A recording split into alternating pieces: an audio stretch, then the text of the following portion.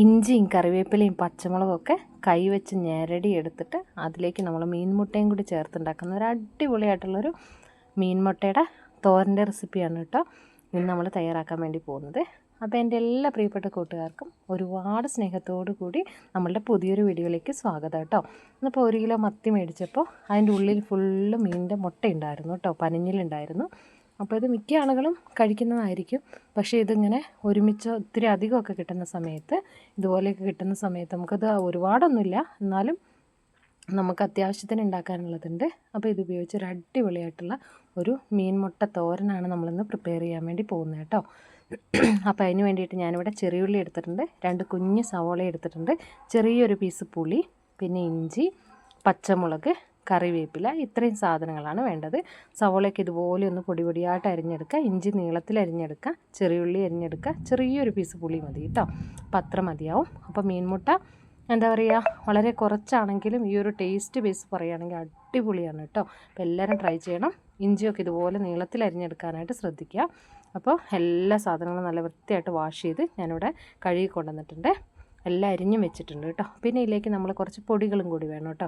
ഒരു 3/4 ടീസ്പൂൺ അളവിൽ മല്ലിപ്പൊടി, 1/4 ടീസ്പൂൺ അളവിൽ മഞ്ഞൾപ്പൊടി, 1/4 ടീസ്പൂൺ അളവ് കുരുമുളക് പൊടി, പിന്നെ ആവശ്യത്തിനുള്ള ഉപ്പ് കേട്ടോ. പിന്നെ ഇതിലേക്ക് നമ്മൾ മുളക് പൊടിയൊന്നും ചേർക്കുന്നില്ല, എരിവിന് ആവശ്യത്തിനുള്ള കുരുമുളക് പൊടി, അതുപോലെ തന്നെ പച്ചമുളകാണ്.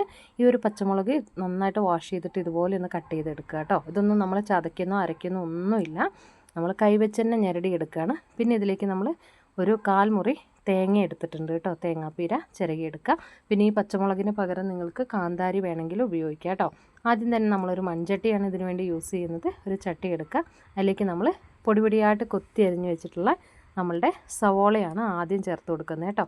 സവോള ഇഷ്ടമില്ലാത്തവർ, സവോളേൻ്റെ ടേസ്റ്റ് ഇഷ്ടമില്ലാത്തവർ ഒരു സവോള ചേർത്ത് കൊടുത്താലും മതി കേട്ടോ. ഇനിയിപ്പോൾ കുഞ്ഞുള്ളി കുറേ ധാരാളം ഉള്ളവരാണെങ്കിൽ അത് ചേർത്ത് കൊടുക്കുക. അപ്പോൾ ടേസ്റ്റ് നന്നായിട്ട് കൂടുകയാണ് ചെയ്യുക. അപ്പോൾ നമ്മൾ കുറച്ച് കുഞ്ഞുള്ളി കുറച്ച് സവോളയാണ് എടുത്തത്. പിന്നെ അതിലേക്ക് നമ്മൾ കറിവേപ്പില ഇട്ട് കൊടുത്തു, നീളത്തിൽ കട്ട് ചെയ്ത് വെച്ചിരിക്കുന്ന നമ്മളുടെ ഇഞ്ചിയും കൂടി ചേർത്ത് കൊടുത്തിട്ടുണ്ട് കേട്ടോ.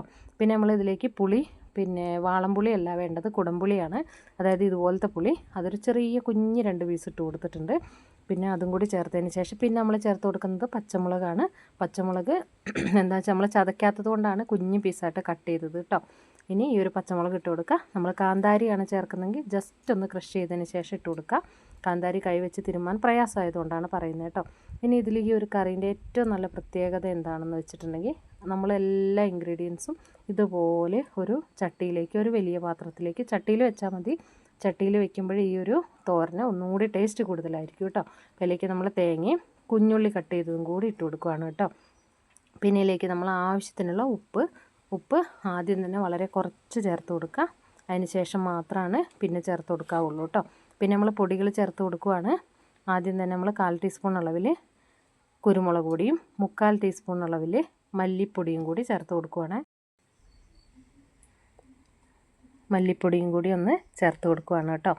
പിന്നെ അതിലേക്ക് നമ്മൾ അടുത്തതായിട്ട് ചേർത്ത് കൊടുക്കുന്ന മഞ്ഞൾപ്പൊടിയാണ്. അപ്പോൾ മഞ്ഞൾപ്പൊടിയൊക്കെ കൂടി പോകാതെ ശ്രദ്ധിക്കുക കേട്ടോ. അപ്പോൾ 1/4 ടീസ്പൂൺ അളവിൽ മഞ്ഞൾപ്പൊടി, 3/4 ടീസ്പൂൺ അളവിൽ മല്ലിപ്പൊടിയും, 1/4 ടീസ്പൂൺ അളവിൽ കുരുമുളക് പൊടി. കുരുമുളകിൻ്റെ ടേസ്റ്റ് ഇഷ്ടമുള്ളവർക്കും എരിവ് അത്യാവശ്യം സ്പൈസസ് ആവശ്യം ഉണ്ട് എന്നുള്ളവരും കുറച്ചും കൂടി ചേർത്ത് കൊടുക്കുക. ഉപ്പൊക്കെ നിങ്ങളുടെ പാകത്തിനുള്ള ഉപ്പും കൂടി നമ്മൾ ചേർത്ത് കൊടുക്കുക. ഞാനിപ്പോൾ കല്ലുപ്പാണ് ചേർത്തത്, നിങ്ങൾ പൊടിയുപ്പാണുള്ളതെങ്കിൽ അത് ചേർത്ത് കൊടുത്താലും മതി കേട്ടോ. ഇനി ഇതിലേക്ക് നമ്മൾ കൈ വെച്ചിട്ട് നന്നായിട്ട് ഞെരടി ഇതെല്ലാം കൂടി നന്നായിട്ട് യോജിപ്പിക്കണം. അതിന് മുന്നായിട്ട് ഒരു സാധനം കൂടി ഇതിൽ ചേർക്കണം, വെളിച്ചെണ്ണയാണ് കേട്ടോ. നല്ല നാടൻ വെളിച്ചെണ്ണ, ഇത് കണ്ടോ, ഒരു 1/4 ടീസ്പൂൺ അങ്ങ് ഒഴിച്ചു കൊടുക്കുക. നമ്മളിപ്പോൾ ചേർത്ത എല്ലാ ഇൻഗ്രീഡിയൻസും സവോളയും പച്ചമുളകും കറിവേപ്പിലയും ഇഞ്ചിയും പുളിയും ഉപ്പും മഞ്ഞൾപ്പൊടിയും ഈ പൊടികളെല്ലാം കൂടി ചേർത്ത് നന്നായിട്ട് നല്ല വെളിച്ചെണ്ണയും കൂടി ചേർത്തങ്ങ് കൈ വെച്ചങ്ങ് ഞെരടി യോജിപ്പിക്കണം നന്നായിട്ട്. ഒരു കാരണവശാലും ഇത് അമ്മിയിൽ വെച്ചോ അതുപോലെ തന്നെ മിക്സിയിലിൻ്റെ ജാറിലിട്ടിട്ടോ ചതച്ചെടുക്കാൻ പാടില്ല. അപ്പം നമുക്കൊരിക്കലും ഈ ഒരു ടേസ്റ്റ് കിട്ടില്ല കേട്ടോ. ഈ മൺചട്ടിയിലിട്ട് കണ്ടോ, കൈ ഉപയോഗിച്ച് നന്നായിട്ട് അങ്ങോട്ട് ഞെരടി അങ്ങ് യോജിപ്പിക്കുക. ഈ ഒരു പച്ചമുളകൊക്കെ പൊട്ടിച്ചതഞ്ഞ്, പിന്നെ എന്താ പറയുക, കറിവേപ്പിലയൊക്കെ നന്നായിട്ട് അങ്ങ് ഞെരടി, ഇഞ്ചിയും എല്ലാം കൂടി ചേരുമ്പോൾ ഈ ഒരു പച്ച വെളിച്ചെണ്ണയും ചേർത്തിട്ട് അടിപൊളി സ്വാദാണ് കേട്ടോ. വെറുതെ പറയുന്നതേ അല്ല, തീർച്ചയായിട്ടും നിങ്ങൾ പ്രിപ്പയർ ചെയ്ത് നോക്കണം. ഇപ്പോൾ കിട്ടുന്ന മത്തിയിലൊക്കെ നല്ല നെയ്യുള്ള മത്തിയിൽ ഇഷ്ടം പോലെ തന്നെ മുട്ടയുണ്ട്. അപ്പോൾ ആ ഒരു മുട്ട 1 കിലോ മത്തിയൊക്കെ മേടിക്കുകയാണെങ്കിൽ നമ്മൾ ആഗ്രഹത്തിനുള്ള കുറച്ച് ചെറിയൊരു തോരനൊക്കെ വെക്കാനായിട്ടുള്ളത് കിട്ടും കേട്ടോ. അപ്പോൾ അതേ നമ്മൾ നന്നായിട്ട് കൈ കൊണ്ടങ്ങ് ഞെരടി യോജിപ്പിച്ചെടുത്തിട്ടുണ്ട്. നല്ല അടിപൊളിയായിട്ടുള്ള മണമാണ് കേട്ടോ. ഈ ഒരു ടൈമിൽ നമ്മൾ ചെറുതായിട്ട് ഉപ്പും മഞ്ഞൾപ്പൊടിയും കൂടി യോജിപ്പിച്ച് വെച്ചിട്ടുള്ള നമ്മളുടെ മീൻ മുട്ടയും കൂടി ചേർത്ത് കൊടുക്കുകയാണ് കേട്ടോ. അപ്പം തന്നെ നമ്മൾ ഈ ഒരു തിരുമ്മി യോജിപ്പിച്ച കൂട്ടിൽ ചെറുതായിട്ട് സ്പൂൺ കൊണ്ട് കുറച്ച് മാറ്റിയതിന് ശേഷം മീൻമുട്ട നമ്മൾ അതിലേക്ക് ഇട്ട് കൊടുത്ത് ഇനി ഇതുപോലെ ഒന്ന് കവർ ചെയ്ത് കൊടുക്കുകയാണ് നമ്മൾ ചെയ്യുന്നത് കേട്ടോ. ഇതിലേക്ക് വെള്ളമൊന്നും ചേർത്ത് കൊടുക്കരുത്. ഇങ്ങനെ തന്നെ ചെറിയ തീയിൽ ആവിയിൽ അങ്ങനെ ഇരുന്ന് വേവാണ് വേണ്ടത് കേട്ടോ. ചെറിയ തീ വെച്ചിരുന്നാൽ മതി. ആദ്യം അത്യാവശ്യം ചട്ടി ഒന്ന് ചൂടായി നമ്മളുടെ ഈ ഒരു ഉള്ളിക്കൊക്കെ ഒന്ന് ചൂട് പിടിക്കുന്നത് വരെ മാത്രം ഹൈ ഫ്ലെയിമിൽ വെച്ച് കൊടുക്കുക. നന്നായിട്ട് ചട്ടി ചൂടായി നമ്മൾ ഈ ഒരു വെച്ചിരിക്കുന്ന ഈ ഒരു കൂട്ട് അത്യാവശ്യം ഒന്ന് ചൂടായി വരുന്ന ഒരു ടൈം വരെ മാത്രം തീ കൂട്ടി വെച്ച് കൊടുക്കുക. അപ്പോൾ നമ്മളതേ തീ ഒന്ന് ഗ്യാസ് കത്തിച്ച് കൊടുത്തു. നമ്മളുടെ ചട്ടി വെച്ച് കൊടുത്തിട്ടുണ്ട് കേട്ടോ. ഇതിലേക്ക് വെള്ളം ഒന്നും ചേർത്ത് കൊടുക്കരുത്.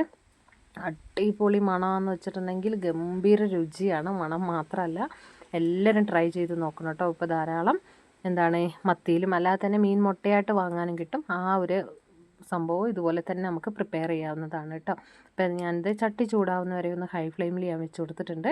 ഒരു മൂടി വെച്ചിട്ട് ചട്ടി ഒന്ന് കവർ ചെയ്ത് കൊടുത്തിട്ടുണ്ട് കേട്ടോ. ഇനി ഇത് നമുക്ക് നന്നായിട്ട് ഈ ഒരു കൂട്ടൊന്ന് ചൂടായി, ഇത് കണ്ടോ, അപ്പം അത്യാവശ്യം ചൂടായി ഈ ഒരു സവോളയിലുള്ള വെള്ളമൊക്കെ ഒന്ന് ചെറുതായിട്ട് ഇങ്ങനെ പുറത്തേക്കൊന്ന് സ്പ്രെഡ് ചെയ്ത് വരുന്നുണ്ട്. ഈ ഒരു ടൈമിൽ ജസ്റ്റ് ഒന്ന് ചെറുതായിട്ടൊന്ന് ഇളക്കി കൊടുക്കുവാണ് കേട്ടോ. ചെറുതായിട്ട് ഇതുപോലെ ഒന്ന് എല്ലാ ഭാഗത്തേക്ക് ആ ഒരു നനവ്, സവോളയുടെ നനവും നമ്മൾ ചേർത്ത് കൊടുത്തുള്ള ഉപ്പും എല്ലാം ഒന്ന് ഒന്ന് ഈ ഒരു മീൻ മുട്ടയായിട്ടൊന്ന് യോജിക്കാൻ വേണ്ടിയിട്ട് ചെറുതായിട്ടൊന്ന് ഇതുപോലെ ഒന്ന് ഇളക്കി കൊടുക്കുവാണ് കേട്ടോ.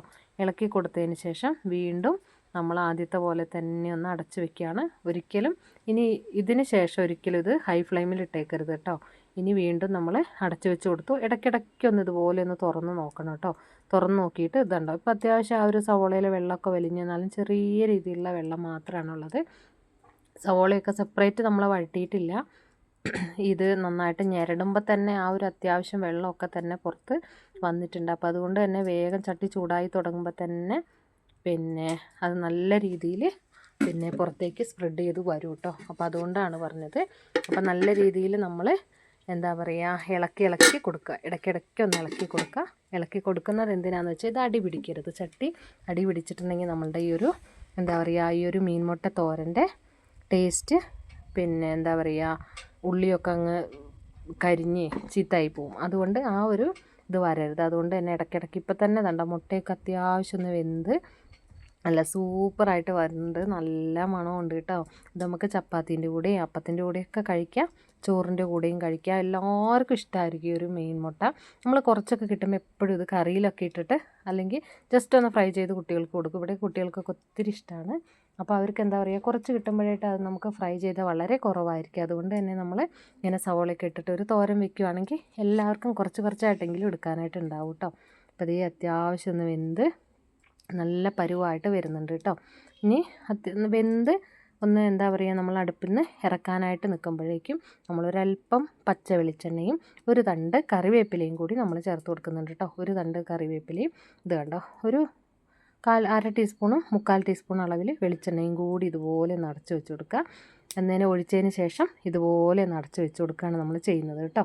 എന്നിട്ടത് വിളമ്പാൻ നേരത്ത് നമ്മളിതുപോലൊരു സെർവിങ്ങിൻ്റെ ചെയ്യുന്ന പാത്രത്തിലേക്ക് ഇതുപോലെ എടുക്കാം. നല്ല ചൂടുള്ള അടിപൊളിയായിട്ടുള്ള മീൻമുട്ട തോരനാണ്. എല്ലാവരും ട്രൈ ചെയ്ത് നോക്കണം. നിങ്ങൾക്ക് ഇഷ്ടപ്പെട്ട ഫ്രണ്ട്സിനും റിലേറ്റീവ്സിനൊക്കെ ഒന്ന് ഷെയർ ചെയ്ത് നമ്മളെ സപ്പോർട്ട് ചെയ്യണം. സബ്സ്ക്രൈബ് ചെയ്യാതെ കാണുന്നവരാണെങ്കിൽ പ്ലീസ് ഒന്ന് സബ്സ്ക്രൈബ് ചെയ്ത് സപ്പോർട്ട് ചെയ്യണം. Thank you for watching.